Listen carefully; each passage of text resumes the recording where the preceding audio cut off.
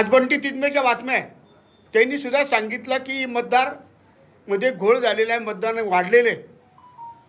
Mhatre madam भाजपच्या आहेत, त्यांनी सुद्धा आरोप केला. मला वाटतं ते एक संजय गायकवाड शिंदे सेनेचे, या अशा सगळ्यांनी जे आरोप केलेले मतदानाचे आणि त्या विरोधात मोर्चा काढला की कशा प्रकारे मतदान वाढवलं आणि ते मतदान निवडणूक आयोगाने मतदार यादीतून वगळावं. अशा पद्धतीने मतचोरी करणारी ही माणसं हे जनतेच्या लक्षात आलं पाहिजे आणि जनतेला न्याय मिळाला पाहिजे. अनेक उदाहरणं खरीच परिस्थिती डॉक्टर करारांनी या ठिकाणी सांगितली. शेतकऱ्यांच्या बाबत ओला दुष्काळ जाहीर करावा, शेतकऱ्यांना कर्जमाफी व्हावी, आमचे मुद्दे.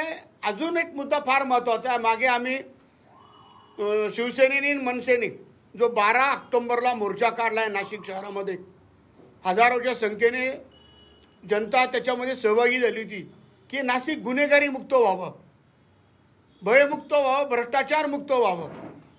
जे पक्ष महायुतीने गुन्हेगार जे पक्षात घेतले ते बाहेर काढावे की जेणेकरून ज्या येणाऱ्या निवडणुका त्या पारदर्शक व्हाव्या, जनतेला मतदान करायला मिळावं.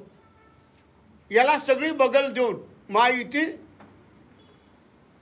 चालढकल करते आणि या नाशिकला गुन्हेगार मुक्त होण्यासाठी जो मोर्चा आम्ही काढला होता, तुम्ही बघितला असेल की पहिल्यांदा दादा भुसे माननीय संदीप कर्णिक साहेबांना भेटले, त्याच्यानंतर नाशिकच्या भारतीय जनता पार्टीचे 3 आमदार मुख्यमंत्री साहेबांना भेटले आणि आमच्या मोर्चाचा धसका घेऊन त्यांनी सांगितलं का या नाशिकची गुन्हेगारी कमी व्हावी आणि मग ते काम सुरू झालं.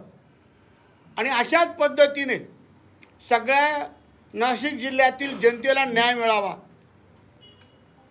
आपण बघितलं असेल अजून या शहरात प्यायला पाणी सुद्धा मिळत नाही, खड्डे मुक्त नाशिक व्हावं, असे अनेक विषय घेऊन आम्ही पुढे आलेलो आहोत.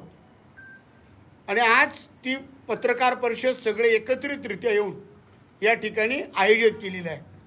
जनतेला न्याय मिळावा, लोकशाही जिवंत राहावी, संविधानाने जो मतदानाचा अधिकार दिला तो जनतेला करायला मिळावा, यासाठी आम्ही सगळे आज एकत्र आलेले आहोत.